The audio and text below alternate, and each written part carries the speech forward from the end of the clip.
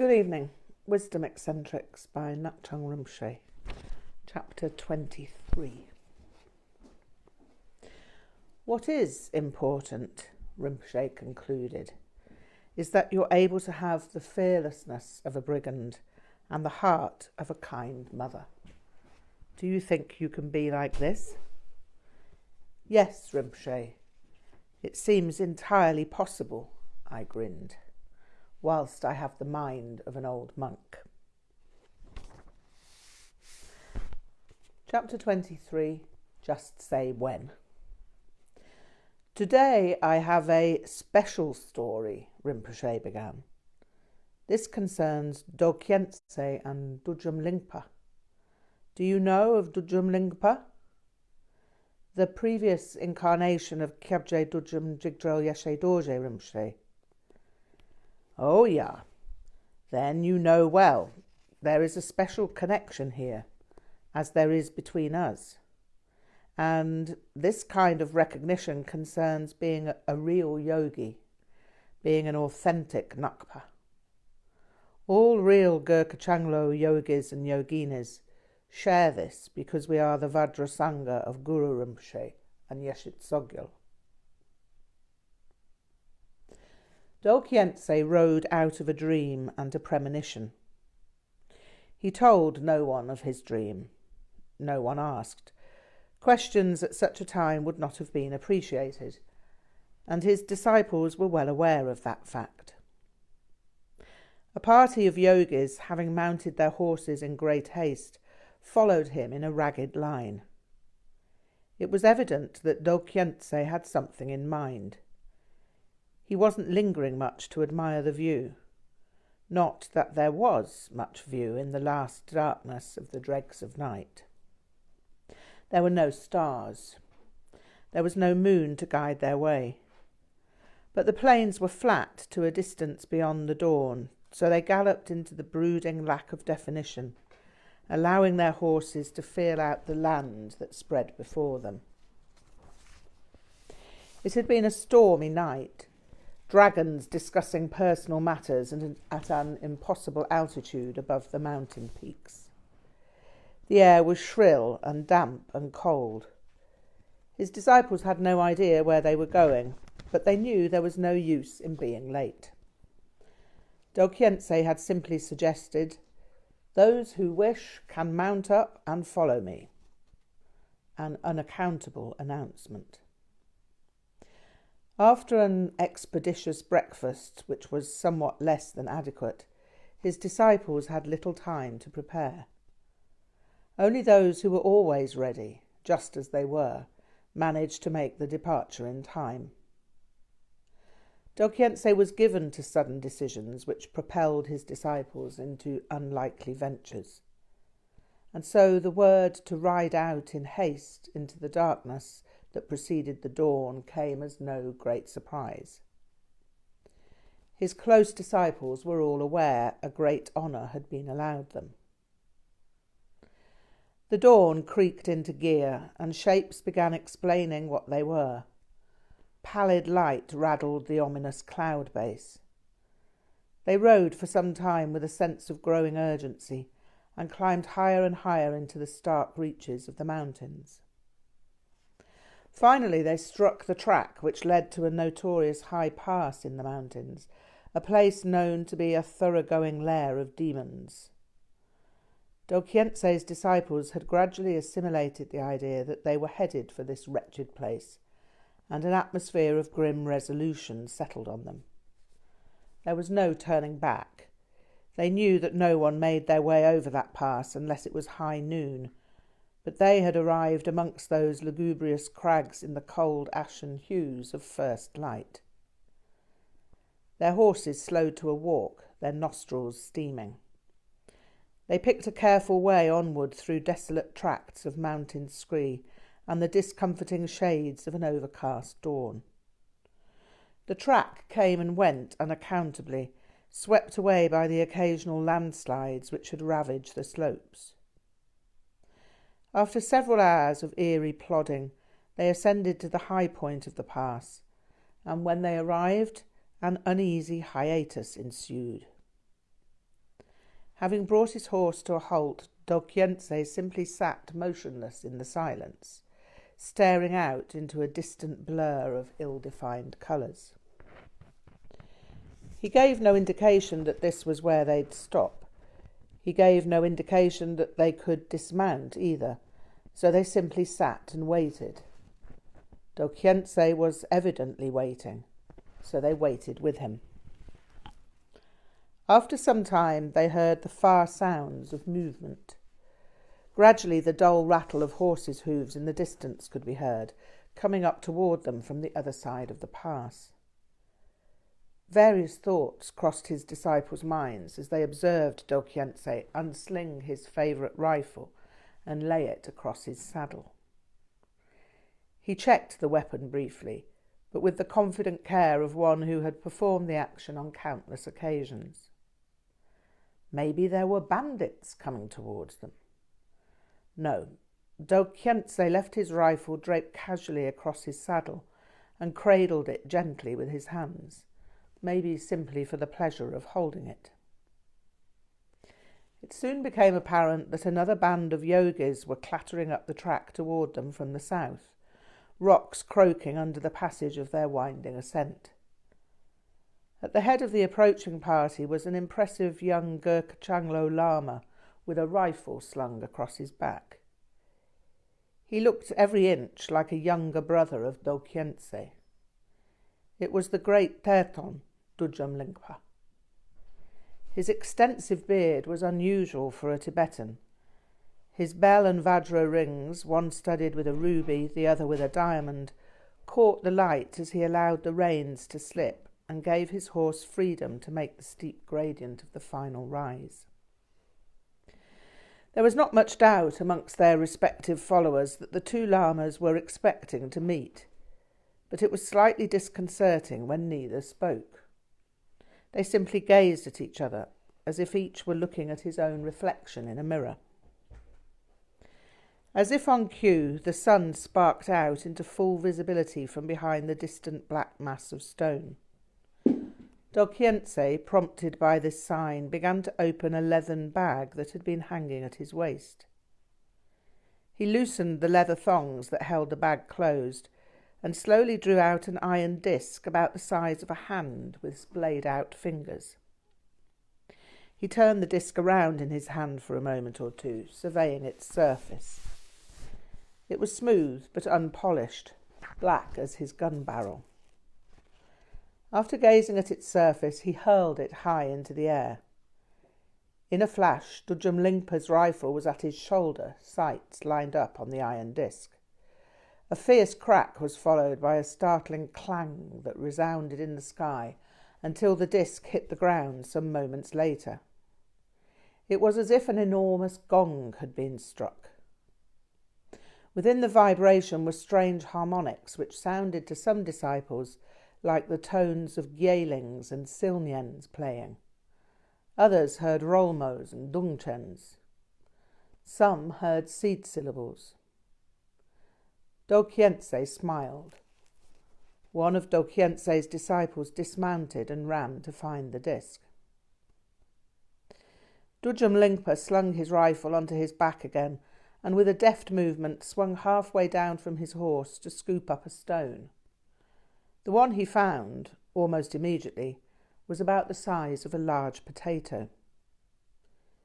As if it were carefully choreographed, he swung back into his saddle and flung the rock into the sky. With equal ease, Dorje lined up his sights as the stone reached the zenith of its trajectory and blasted it into minute fragments in the air. The dust of the shattered rock drifted in the wind, and the disciples saw a variety of shapes materialize and disappear. Some saw garkils and yungdrungs. Some saw tigles. Some saw a flying Garuda which, when it vanished, left them looking at an eagle circling high in the sky. The two great yogis laughed loudly. Dzogchen Lingpa smiled. "There's nothing I have that you need, and there's nothing I can teach you." Dorje smiled in return. There's nothing I can teach you either, but there is something you have that I will need. Just say the word. You could, Dokhyentse grinned, arrange a roof over my head one day. Dudjom Lingpa laughed. Sure, there can be no doubt of that. Consider it arranged. I will be waiting. Just say when. Oh, in some years. There's no great hurry. Dudjom Lingpa made an affirmative gesture. And where? Dokhyentse nodded and indicated the direction he had hurled the iron disc. With that they parted, never to meet again in Dokhyentse's life. Dokhyentse's disciple, Chhi'méd Dorje, having retrieved the disc, offered it back to his teacher. But Dokhyentse declined. Keep it for me for the while. You will return it to Dudjom Lingpa one day. I will tell you when. Chhi'méd Dorje received the leathern bag for the disc from Dokhyentse's hand, attached it to his belt and mounted his horse. The two great lamas turned their horses and were followed by their respective disciples down either side of the pass. They returned to their gars. Nothing further was said about the episode. The years passed. Almost no one knew what the occurrence was supposed to have meant. It was obviously a highly auspicious event, and all took it to be the most profound transmission. Some took it to be a display of siddhis for the benefit of the respective disciples of the two lamas. But tying this idea in with the words that had passed between them was not possible. At the time when Dokhyentse was about to pass away, Dudjom Lingpa was sitting with a group of his disciples. Chhi'méd Dorje had come at that time to take teachings from Dudjom Lingpa, as advised by his teacher Dokhyentse. Now, Chhi'méd Dorje was sad to have been sent from his master's side so close to his death, but he'd been sent with specific instructions. It was obviously of great importance to Dokhyentse that Chhi'méd Dorje was with Dudjom Lingpa at that precise time. Now, it came to pass that Dokhyentse passed away whilst Dudjom Lingpa was celebrating the Vajra Tsok feast with his disciples. Moments after the death of Dokhyentse, something unusual happened, but again few understood what it meant. Dudjom Lingpa and his disciples were eating together, having concluded the yogic songs of their Tsok feast. The Khandros, led by Dudjom Lingpa's Sangyum, were bringing tea for the assembly, when Dudjom Lingpa froze, wide-eyed, for a moment. In the stillness which ensued, all conversation died abruptly, and with ferocious suddenness, Dudjom Lingpa yelled out a violent "Pak!" The disciples were stunned. Several momentarily lost consciousness. At that moment, Dudjom Lingpa's Sangyum threw the tea urn into the air and appeared to faint. The disciples were all drenched with hot tea, but miraculously none were scalded. Many felt as if they had received the vase empowerment from Dudjom's Sangyum. When Dudjom's Sangyum arose, she was radiant and joyful. She called to the disciple of Dokhyentse, "Chhi'méd Dorje, the promise has been fulfilled. You can now give my husband the iron disc that you carry in that leathern bag at your side." Sure enough, there it was. Chhi'méd Dorje was amazed. No one knew that he had the iron disc with him. Dokhyentse had simply told him to carry it with him when he went to take transmission from Dudjom Lingpa. The fragments of the bullet, which disintegrated on contact with the disc, had formed a pattern like a melong, and Chhi'méd Dorje unwrapped it with care out of the same leathern bag from which it had been drawn on that previous inexplicable occasion. Only 3 of those present understood the portent of what had happened. Dorje Rinpoche understood because he had fulfilled his promise. He had been expecting Chhi'méd Dorje to arrive at some point in the future, because he had been the one to have run after the disc. Chhi'méd Dorje understood because he had retrieved the iron disc and promised Dokhyentse to return it to Dorje Rinpoche at a time in the future that he would indicate. Dorje Sangyum understood because nothing was hidden from her, and because she became the mother of the next incarnation of Dokhyentse Yeshe Dorje. This was a wonderful story.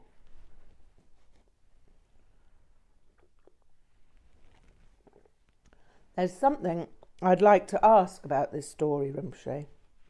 It's not that I don't understand what happened. It's just that I can't imagine something like this happening in the West. There is a level of symbolism, secrecy and mystery that's culturally Tibetan. So I'm just wondering what would happen in a different culture.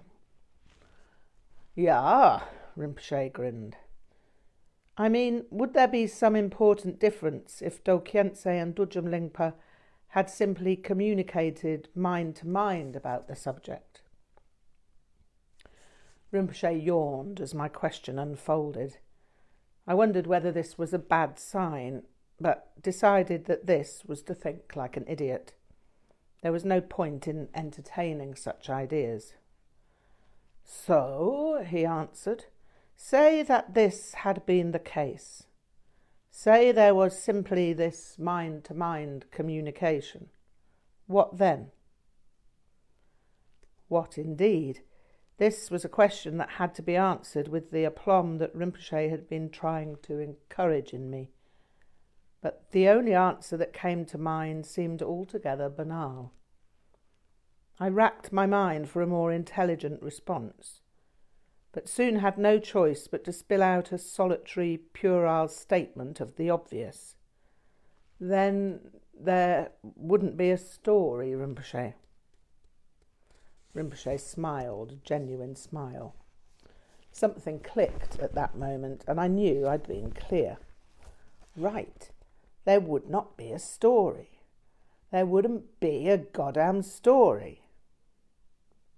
So, I blurted out, this story and many of the others you've told me were living teaching stories exactly when they happened. The lives of these masters were simply full to the brim with teachings which manifested in every situation as opportunities for transmission. Yeah, and so, Rinpoche grinned. Well, that's why there was no need for Dokhyentse and Dorje Rinpoche to speak to each other when they met on the pass. They knew that all their actions created stories, and they were aware of acting in such a way as would create an emblematic understanding that would be passed on, as you are passing it on to me. Rinpoche nodded with a look that betokened that this was the most natural and obvious conclusion to have drawn. When one looks into a mirror, one is simply free to observe what is there. One does not have to have a conversation with one's own reflection. After these words had settled into the many eager little hands of my grasping concept consciousness, I was suddenly jolted by the fact that various aspects of the story were almost frightening in their degree of dramatic irony. There were many opportunities for transmission in the sequence of events that unfolded, weren't there? Rinpoche nodded whilst ferreting in his shoulder bag for the pocket watch I had given him. It had a moon phase facility which he much admired.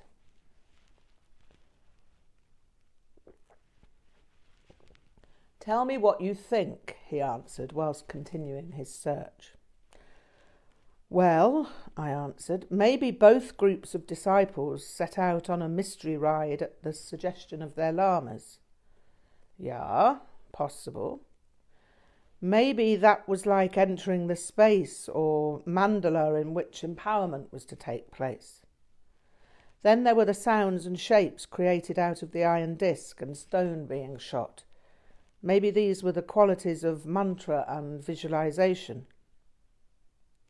Then there was the word empowerment, the few sentences spoken by Dokhyentse and Dorje Rinpoche. It seems as if the whole event reflects an empowerment. Rinpoche nodded cursorily.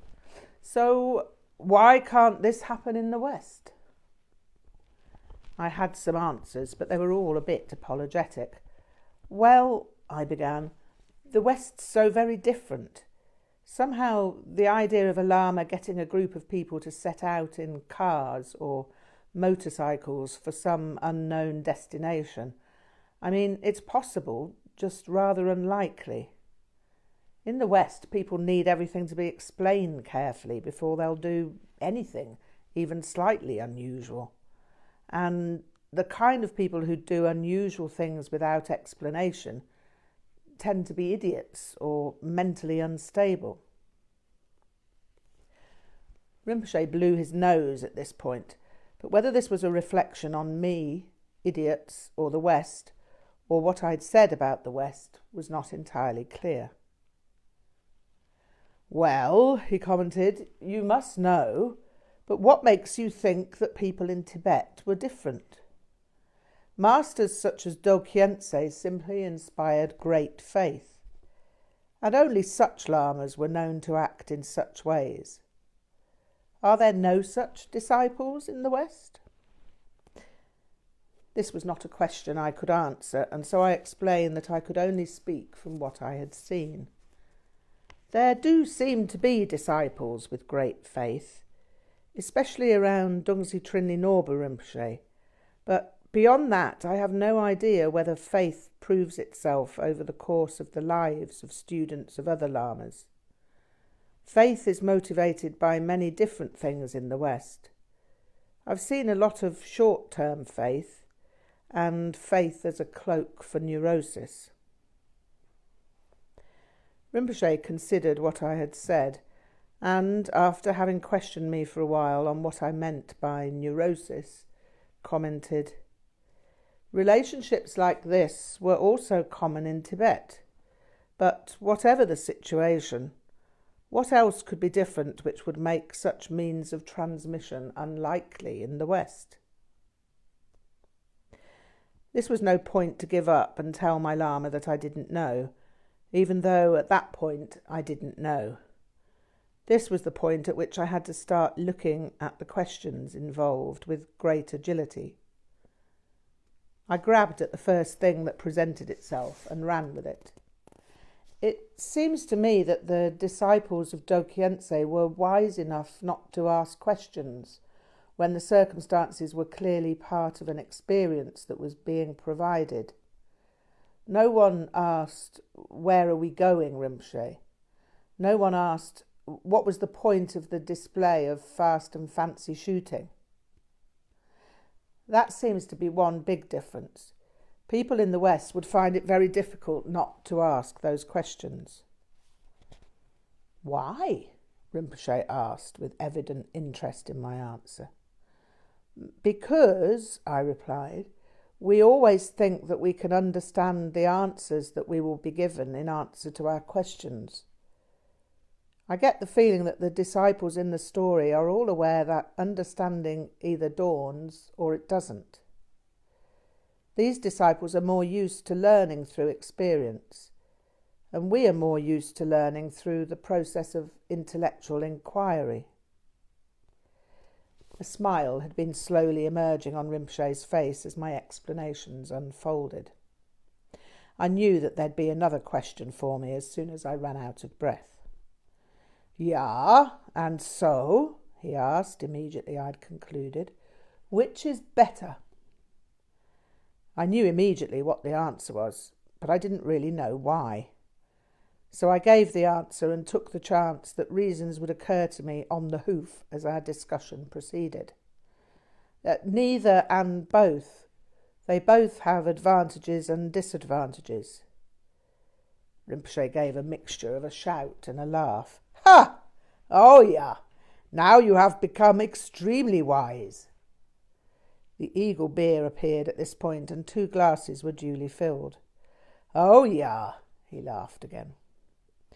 Well, not so wise, Rinpoche. I'm not completely clear why neither approach is better. Which is better for you? I tend to come down on the side of the experiential approach in terms of what I feel.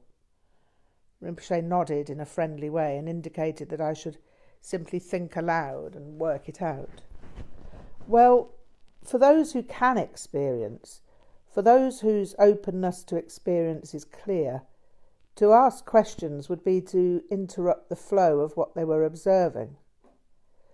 But for those who never understood what had happened, it could have been better to have asked questions, although possibly at a later point in terms of courtesy to their Lama. Yeah, Rinpoche nodded. Sometimes people are just faithful tomyors. They have great faith and great idiocy also. Such people act with respect which comes from devotion, but they never learn anything.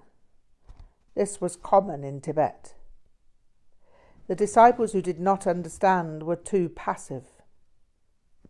To be passive in this way is to make respect into ignorance.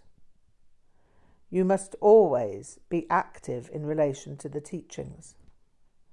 There's a time to experience the display of the Lama and a time to ask questions.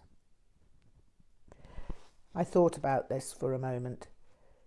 It occurs to me that stupidity takes many forms and that intellectual questioning is one of them.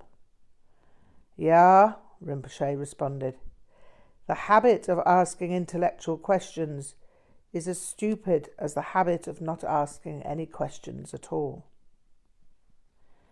Maybe the style of teaching through symbols will develop in the West, I ventured. Yeah, maybe there will be more understanding because those who missed the point will be able to ask. The important point is that one knows when to ask, and when questions are an inappropriate interruption of the Lama's activity. You must not make the mistake of thinking that the Tibetan cultural habit with the teacher is better than the Western cultural habit.